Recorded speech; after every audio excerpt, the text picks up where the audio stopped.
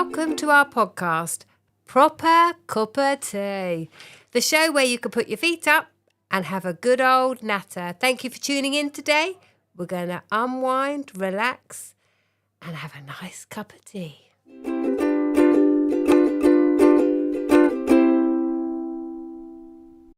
So we have a very special guest with us today. My name is Becki. I'm the founder of Spark Community Space. And introduce yourself, special guest.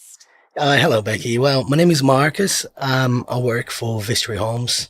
I'm a mental health first aider now.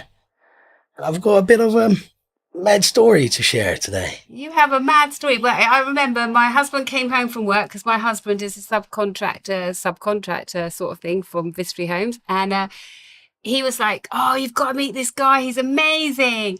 And so today is our first day of meeting each other, isn't it? Yeah, it is absolutely right. Yeah, I'm so excited today, to be honest. And we've never met before. And that's what I love about Spark, is the fact that we're just having a cup of tea. Well, actually, today, what are you drinking? Well, I tell you, I'm having a Diet Coke. Well, we hit the hard stuff here, don't we? That's it. So you've got a nice Diet Coke. And it's just about sitting with people. So there might be somebody sitting at home that's just feeling a little bit not with it. And you have got an amazing story. Share what you want to share. And that's all I ask, Marcus. This is about you helping somebody else spark back into life. That's the whole point of Spark, is that we never ask a question of how someone's doing for today. We just say to them, good morning, cup of tea, slice of cake and a toastie. That's what we serve here. And hopefully someone sitting at home has got a cup of tea with them now, and they're going to be listening to your story. That's brilliant. Well, it's a massive pleasure to be here, by the way. So thank you guys for giving me the opportunity to share. How can I start this?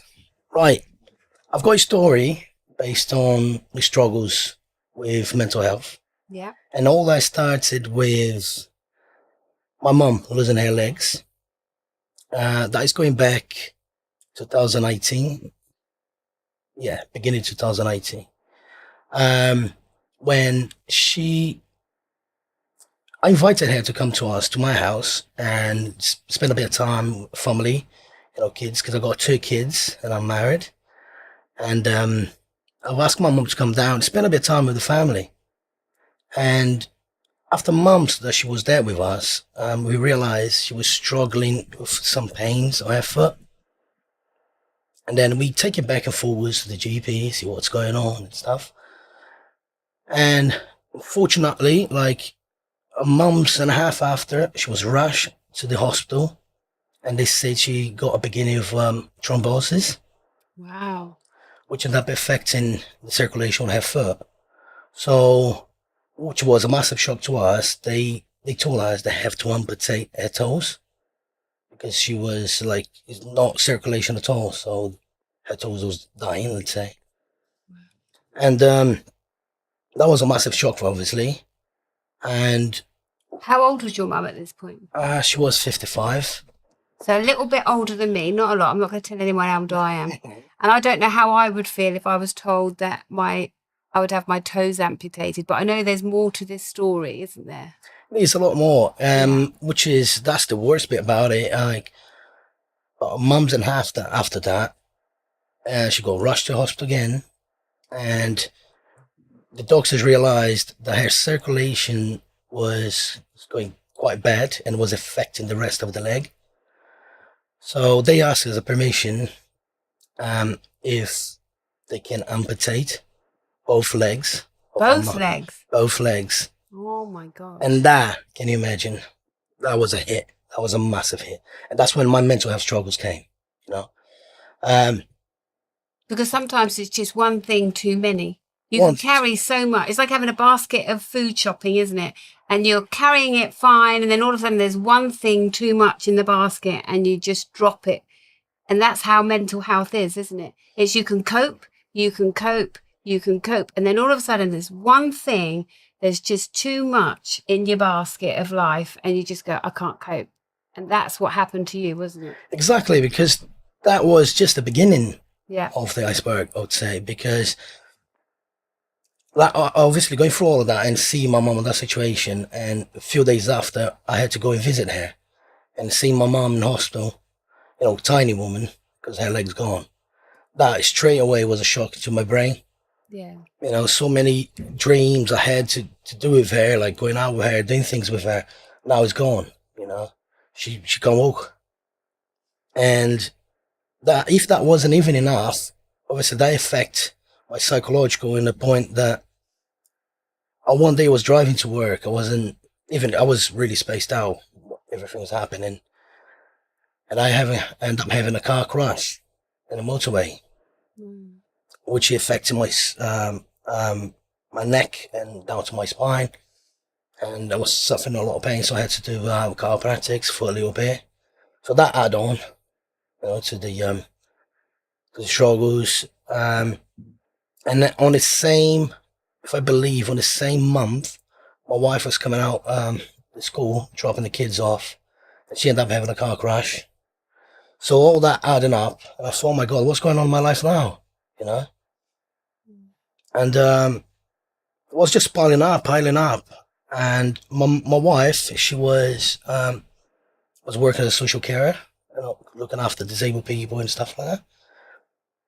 And that was it for me to before I tried to commit suicide. That was when what everything has been going on. So now my mom couldn't look after kids anymore. So my missus could work at nights. She's doing night shifts, and she was kind of struggling. And she'd done like 3 night shifts straight. And then instead of coming back home and sleeping, she has to come back home, look after my mom, and look after the kids and stuff. So she ended up going on the second day to work. And on the third day, she rang the company and said, guys, this is what's going on in my life at the moment. I know I'm qualified on this field. It's not going to be easy to find someone to replace me, but I cannot go to work today. You know, I'm really struggling. So they say to her, well, as you said, it's quite hard to find someone to replace you. This is a last minute thing. So we do need you here. And she don't want to let the family, don't want to let the family down. So she ended up going, and she was looking after a disabled kid at the time. And excuse me, the kids basically, she look after the kid when he's asleep, and then when he's hyper and stuff like that. She's done a brilliant job. She's been on this field for 17 years, maybe more. And on that particular day, we said she was tired. She couldn't sleep for the last 2 days. She ended up having loose snooze. She just fell asleep for about 40 minutes. And nothing happened. But apparently the family had a camera set up in the room. And they caught her sleeping. So what they done, they took her to court. Wow. So took her to court for neglect. And well, as they say, what there is a blame is a claim. So in a sense, it was like, right, we don't like the situation. What's happening here? I want her prosecuted. Well, cut the story short, they ended up taking my missus to court, and she got sentenced. The judge said, he's a come under neglect here. He shouldn't be left the kid alone. And they tried to give a 1.5 year sentence to my wife in jail for neglect, which is, thank God that didn't happen, because on the judgment day, the judge realized what was going on in our lives. Yeah. But before all that happened, we was receiving letters from solicitors and talking about it, and a lot of pressure, And that for me was it. I thought my wife's going to, if it happens, this is going downhill massively. And my mum just lost legs, got 2 kids. Last one thing I want to say, that when I was struggling with mental health and stuff, I realized, like, not many people was there for me. I tried to shout out and said, Help, please, yes, help, please, yes. help. And as a man, I'm gonna say this. As a man, we look back and say, come on, mate, man up. What are you moaning about? And inside you're just going, I need help. Help me. Exactly. People know that I'm a strong person, and But I always been funny. But there's still so much that you just go, actually, I'm not coping. And like you say, as a man to do that, and people say, oh, but no, it's really difficult for getting men to talk. And when you're actually saying, I need help, and still no one's helping you, you just think, well, where do I go? who does help me. Well, exactly. And we know we got those helplines, which has been brilliant. I try to bring them occasionally, but it's not the same. I feel like I'm talking to someone that is just doing a job. Me. Yeah. I know they got a good heart and they're to listen to you and guide you, but I feel like they are just there to do the job. They said, oh, you should see a doctor and a psychologist and therapist, and all are brilliant. But at the moment, I don't know. What is this? Yeah. My question. Because I remember when I was in a not a low place, but just I needed help, and I was thinking, but I don't know how to do the process to get the help. Because sometimes when you're in crisis, someone's telling you, go and get help. And you're thinking, but I don't know where to go because you can't get hold of a doctor's surgery quickly anymore. You can't get hold of a crisis team sometimes. But also you don't know how to access these services because sometimes you have never had a crisis. So when you hit the crisis, you think, I don't know where to go. So I can see that in your face. Yeah, what should you do? You hear stories like, or you hear people saying, oh, if you struggle mental health, bring Samaritans, link these people, link that. And think, all right, how am I going to bring them? So what am I going to do? Because when you're going through all of that, there's so much going on in your brain. You don't have the ABC to find it, No, do you? You don't. No. You don't. And you're not in a position that, all right, okay, I just realized I'm going for a mental health struggle here. I have to do this. That don't exist. No. You just literally, all you can see is there's no end to the tunnel. No, it's not. It's not hope. So tell us about how you got to that point of where you ended up. Okay. Because some people won't know that part of your story, that you had all of this going on. You're trying to be, like you say, hold the family together. Your wife's going through her issues where she needs you to be strong. Your children need you to be strong. Your mum needs you to be strong. And Marcus is feeling anything but strong. That you actually then hit your own crisis, didn't you? I did. I did. I had one point, I was driving a machine. I was a machine operator. I drive forklift for Vistry Group. And I was driving basically just down the road. And I found some spot. And I was parking up there. And I was crying. I was crying. And thinking, what is all of this? Why I'm going through this? Why? Mm. And things stopped getting worse because every day for me was a struggle. And then some days, if I get a lot of pressure at work, the demand was too much. And then in my head, just thinking, where's my relief? Where's my relief? And the thing is, my family's collapsing, I'm collapsing, everything's collapsing. Yeah. I used to just scream inside the machine, and I used to punch the machine. I lost it so much, I used to headbutt in the machine. Sometimes I used to smash my face. I thought, this is not me. Desperation. I thought, how can what is this? What's happened with me, And this was carrying on for days and days and months. And I got to one point that I'll start screaming for help. And people, even if they want to help, they don't know how to help you.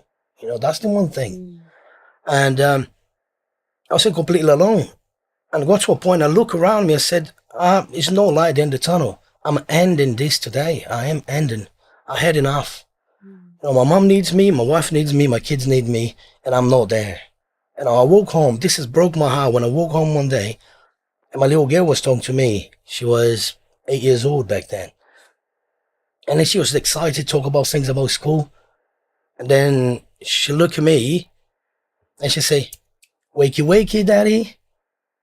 I wasn't there. I was looking her in the eye, but I wasn't there at all. And that destroyed me, And through that week, I was thinking, what am I becoming? I'm useless at home. I'm useless with my friends. I'm useless at work. I'm useless in everything. So what's the point of living? And this was hammered in my head. I've always been a nice and funny guy. People that know me, I've always been a joker. I was joke 24/7 for me. I never took life so serious. Well, I know my husband and my son, because they work with you on one of the sites, and they said he is the nicest guy you'll ever meet. And I was like, That's quite a statement, because they don't say that sort of thing. So I knew that you had a kind heart. And even though you got to that point, and this is the bit, you literally were just about to do something. How did that look in your mind? Was it literally just a black cloud come over you? Was it just that? Because you're already talking about you're getting more and more into this hole of like, Marcus isn't there for family. He's not there for work. He's not there for... And it's astounding how low you got. And nobody really saw that until it was almost too late. But something really magical happened, didn't it? Just as you were about to take your own life. Yeah, what happened then? I got to a point one day. I come to about 4:00 in the afternoon. I know the guys go home about that sort of time. Yeah. 4 maximum. If Matt's in sight any later than 4:15, it's like, whoa, overtime. Overtime, that's right. And it got to a point that I thought, right, there's no one there. I'm going to drive down the end of the site, and I'm going to end my life, And the way I planned to do it, and I'd done a trial test and everything, was I got the forklift. I had one brick. So the brick, I put them to bridge the controls. So I won't say too much detail in case someone does a copy. Yeah, okay. Yeah. So let's just not go too detailed here. Okay. Yeah, let's just so go. Basically, So basically, I went into my machine and you knew how to do it right. I know it, and I'll make a plan for we'll do it. Yeah. I drove at the end of the site, and then I was about to do it, and all of a sudden, was a road sweeper park on the end of the site. Normally he parks there anyway, and I had a look through these windows. There was no one. That's pretty, no one here. All of a sudden, the guy was there. I thought he was doing something inside the cab, and then he didn't. And then I didn't notice. I had a look for. I see no one there, so he was doing something. And then when I was about to act, he just jumped down and he came and grabbed me. Wow. And he said, "Marcus, what are you doing? What's happening? Are you crazy? What's happened?" And I burst into tears. He held me so short, and he was like over 6 foot. The guy was massive, and I'm only 5 foot something. I'm short, and I felt like when he hugged me, I felt like, oh my God, what is this? Felt I've been saved. I burst into tears. I would really cry like a kid, and he said, "Mate, what's happening?" I explained to him I was about to commit suicide, and then he said, "I have to report this. I have to talk to your boss." And then he ended up talking to my boss. He said, "Go there and explain what's happened," which I did. And then they told me to ring the GP, make an appointment. And somebody actually helped you. Helped me. With a step guide. That's what the thing was, wasn't it? Is he didn't just say, go home and have a rest. They actually said, I'm going to report you to your boss out of care. Exactly. The boss then said to you, a step guide to, you need to go to the GP. Yeah.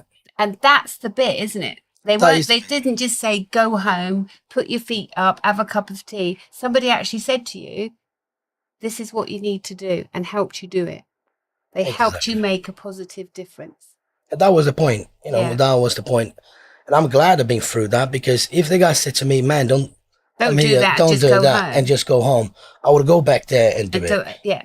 As he guided me to get to my boss. So there was a different situation now. Yeah, because now you're answerable to somebody. Somebody's exactly. got a care to you. Someone's actually saying to you, Marcus, you're worth something to me, and this is what I want you to do. I want you to go and see a doctor. Exactly that. And it was amazing. We rang the GP there and then. Yeah. And normally the GP have to make appointment, this and that. But on that circumstance, the GP said, can you come to me now? Yes. And I did. Yes. And I tell you what, that was my first time ever I stayed like a very long time in a GP. Yeah. So, you're in an hour and 2 minutes. You had a bit more than 10-minute appointment. That's it. I was like, whoa, we're getting somewhere here. Yeah. So that was brilliant. They helped me a lot. They put me to talk to so-and-so and this and that. But they put me under medication, Centralin. So I was under Centralin for about a year and a half nearly.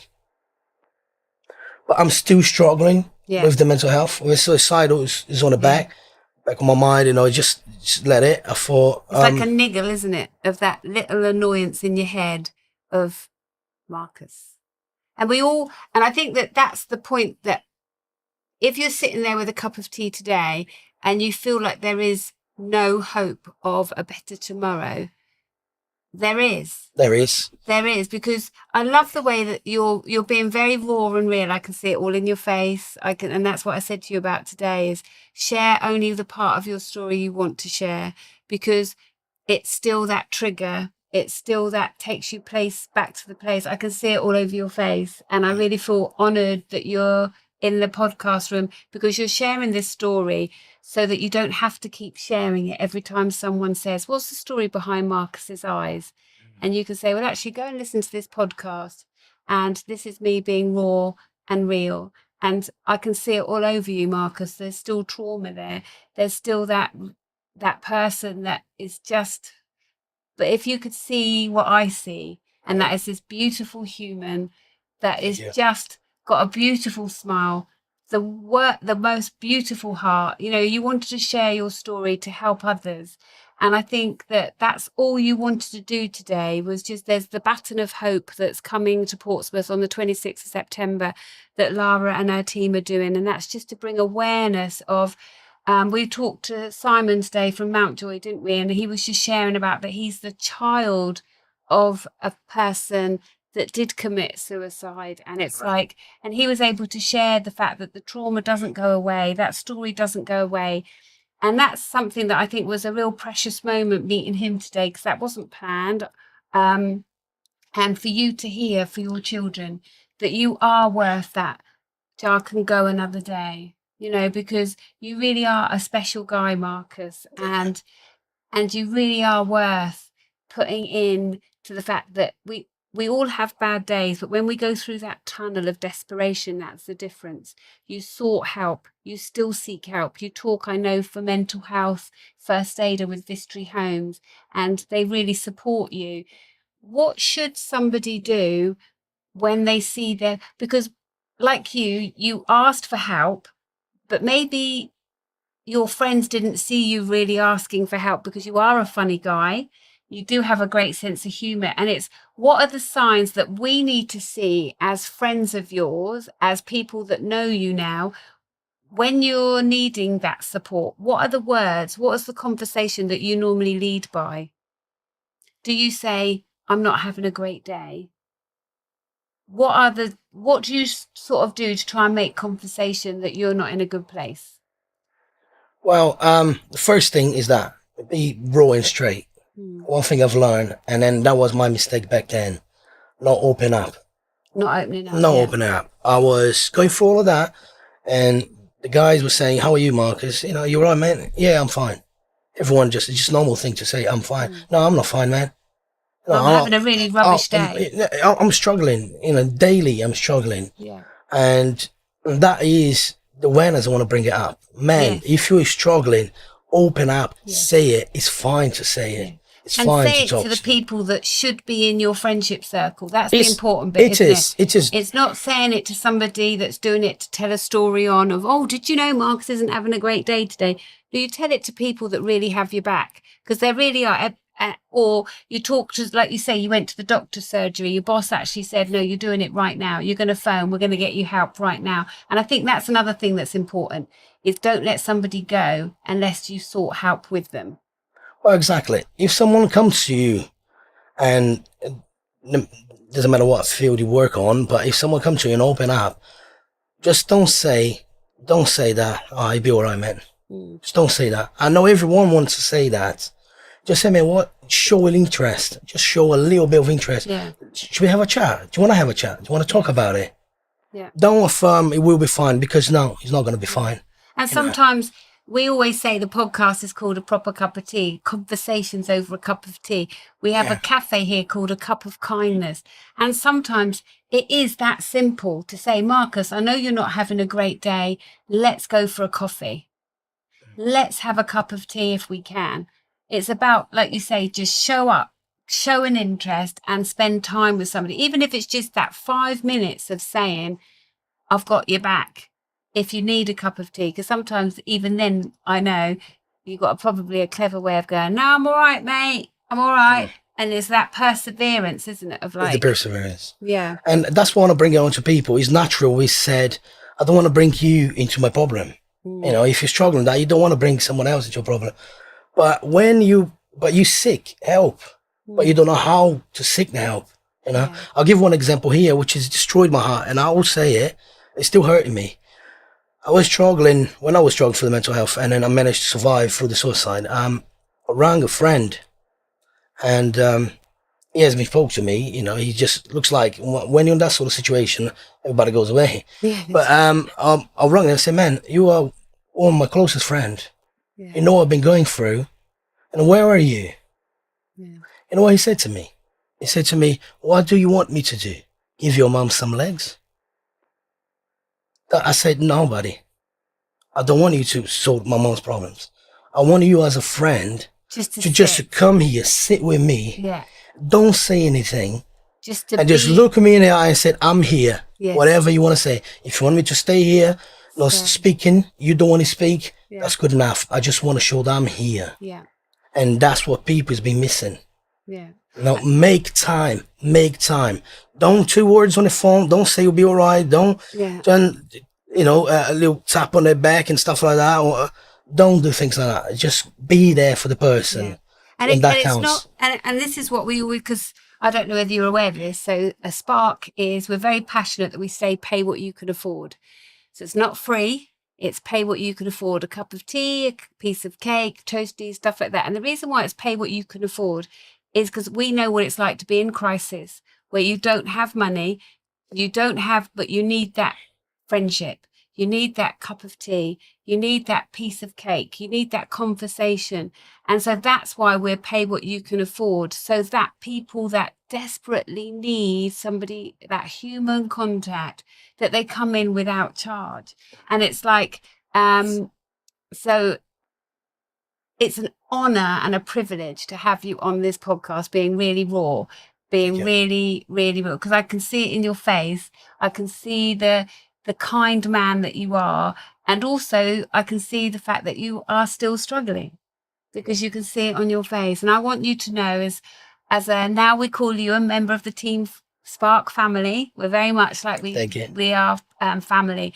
That it's been a privilege to have you on with us. And if you want to follow Marcus and his journey, he is on Instagram. He does have a social following. What is your Instagram handle that they can find you on? Yeah, they call the Iron Legs. The Iron Legs. Yeah. I love that. So if you want to follow him and reach out and just to say, do you know what? I've got your back, Marcus. We're in this together. And that's as simple as that. And social media, if you're being hounded on social media or that is your struggle, remember what it is. It's a form of media. It's not your friendship group. It's not that sit down and have a cup of tea and talk raw and real sometimes, because sometimes it is media. People will use your story for good and for bad. And it's like the modern newspaper, I call it. So you get all the stories on there, and some of them are a little bit, what's the word? Some of them are made up a little bit further than they should be, because that's media. People will sometimes use your story for good and they use your story for bad. That's just the life that we live at the moment on social media. But I just always say that just take time to have a cup of tea with somebody and remember Marcus's story. Follow him on Instagram and give him a shout out. Give him that well done. You've helped me if he's helped you. So that's our little podcast session this morning. But there's also something else that I think is important. And it comes from the faith that you share. And I just think that sometimes we all are brought up with maybe different faiths, different beliefs, and that's all good in the sense that just go where your heart feels loved. And I know for Marcus, he has a faith and he really has found that to give him strength day to day. Did you want to share a little bit about that? Yeah, I want to share just a little bit, because that's the amazing bit of the story, you know, how I managed to turn over, and which is a very quick one. I'm a Christian, you know, and I had my moments with the struggling. I thought, I'm struggling to get out of this. and I need to get out. So I was reading books, like motivation books, David Goggins, people that follow him, and Militant, and everything that I can get pumped up and say, all right, let's get out of this. And soon that book ended, the motivation ended. And I think, come on, I need to get... My motivation would have ended at the start of the book. Just because I can't read stuff and then remember it. So I read like real simple books. So like Math always says to me, what rubbish are you reading now? And I tell you one book that make a massive shock, and I would love to share here now, just a quick one. It was a mind-blowing, was a book from Tyson Fury. Oh, wow. The Tyson Method. And he explained, if you guys are there, struggle with mental health, I'll recommend you 100% go read his book. Because he talks about every details that the struggles he had with mental health, and he tried to commit suicide. He was driving down the bridge, about 190 miles an hour, something like that, with his Ferrari, and he was about to throw his car out the bridge, and he heard a voice saying, "Don't do that, Tyson. You got family and kids, and I got a lot more for you. It's not your time." Wow. And then he stopped. But he's a man of faith, you see. He had everything. And one of the amazing part of my story, 2 weeks ago, I met him. Did you really? Yes, I did. Wow. See, I'm learning all this stuff. It's like amazing. Yes, I met him, and I had a great opportunity to share a bit of my story with them. Had a massive hug, and for me, it was like, there is a light at the end of the tunnel, and I remember the bit he said. He was sat down, he was on his knee actually, and he was praying, and then he said, I was struggling with this, get me out of this. And he heard a voice saying, "Raise up, Tyson, I'll make you a champion again." And after that, he told to his wife, Paris, said, "Tyson Fury's coming back," and he became a world champion again. Wow. So it was amazing. I didn't even know that. Yeah, his story is unbelievable. And then, which leads to my story, because I was there and I read the book. I had a voice saying, read the book. That's the faith comes from. You see, I'm struggling. So I want to get out of this. Read the book. I did read his book. And after I finished reading his book, that was 2022. A voice came said, "You're going to meet Tyson Fury. Write it down." And he's on my Instagram. You can see the post there in 2022. That is mind blowing, even for myself. And, I've always wanted to meet Lorraine Kelly. Is that a bit shallow? Oh, well. He's all Shall I write that down? Yeah, write it down. Put a faith into it and it will happen. And that's when it came. And then I'll stand out before. This has given me a boost of faith now. Motivation is faith. That's one thing as well, guys. One of the biggest key. If you try everything, there's one more thing you can try. It's faith. Wow. Because I stand up, and then I had... probably will sound a bit crazy for you guys, but I had a dream for 4 days straight. And these 4 days, I had the plan written down. I was written down for 4 days, 4 nights, waking up at night, writing everything down.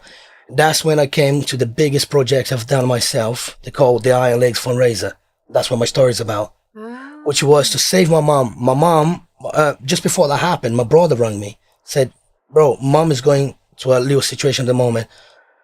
And she got a tumoral thrombosis, and which is developing to a tumor, a big tumor.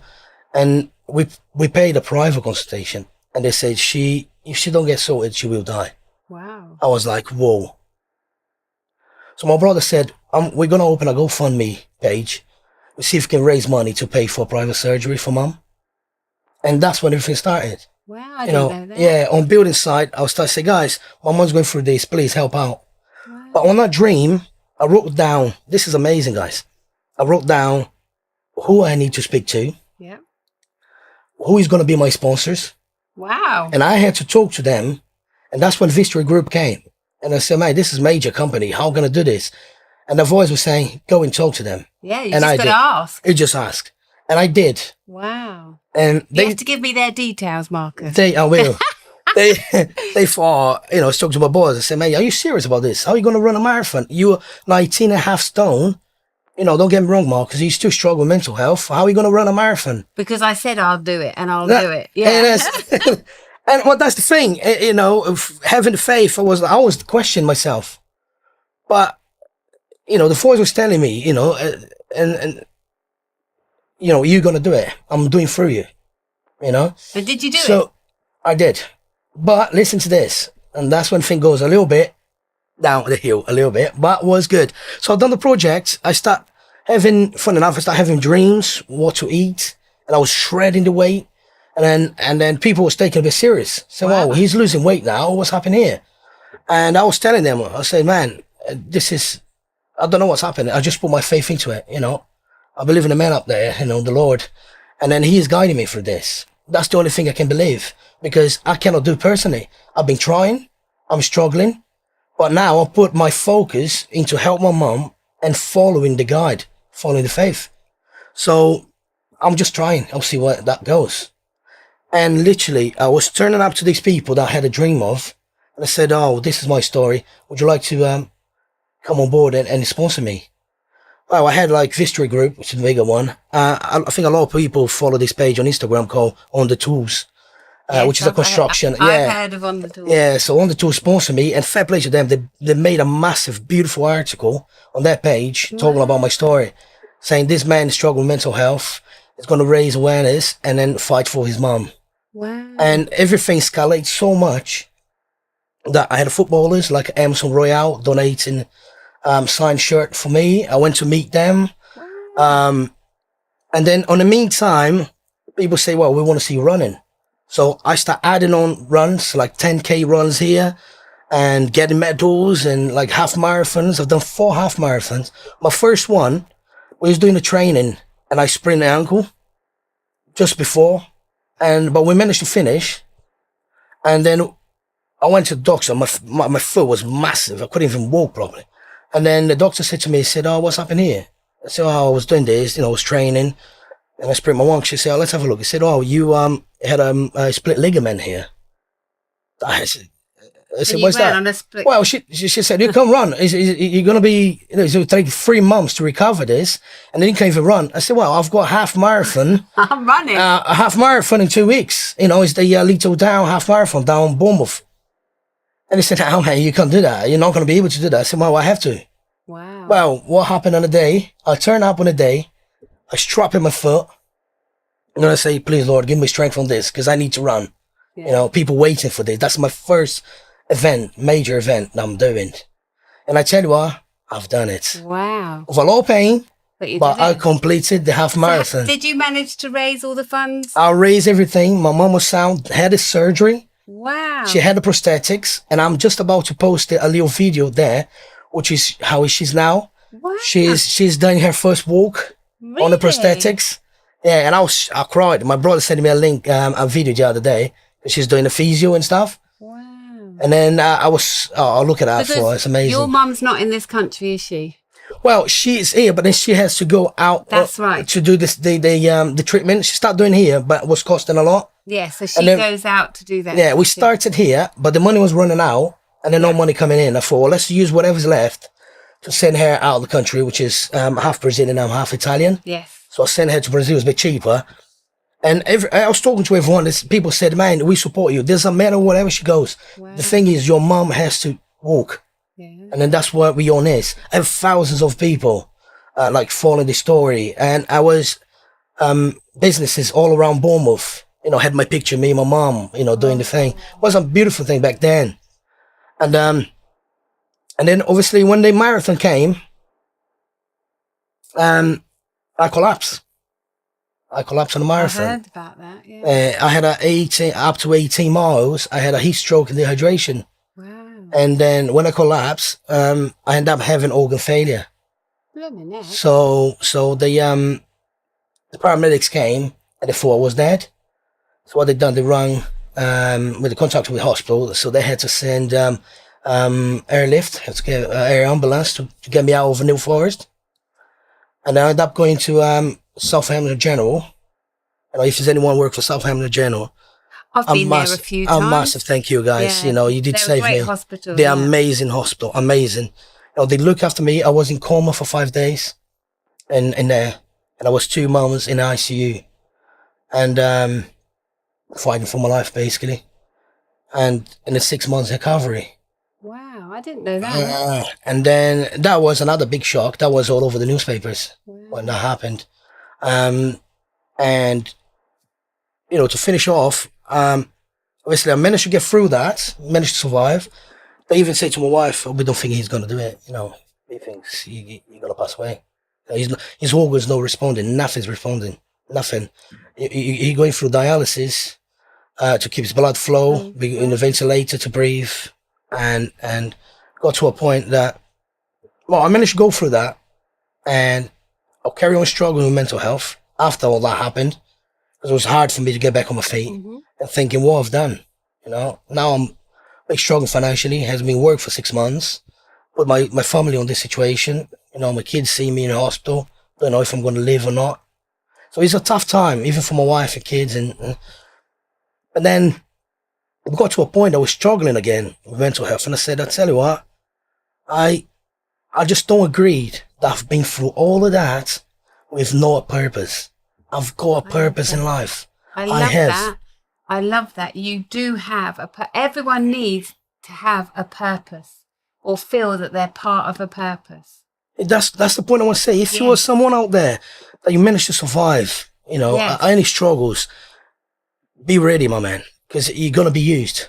Just open your eyes. Just believe that you got a purpose, which is now, today, just cut the story short, today I became a mental health ambassador and a mental health advocate for Victory Group, one of the biggest company. That is so cool, isn't it? Well, it's cool. It's cool because I had guys, when my story came out in the newspaper, I had guys coming out to me and saying, oh man, I've read your story. Oh man, how crazy is that? So I started, and people start opening up. Oh, I struggle with mental health. I struggle. And it got to attention to my bosses.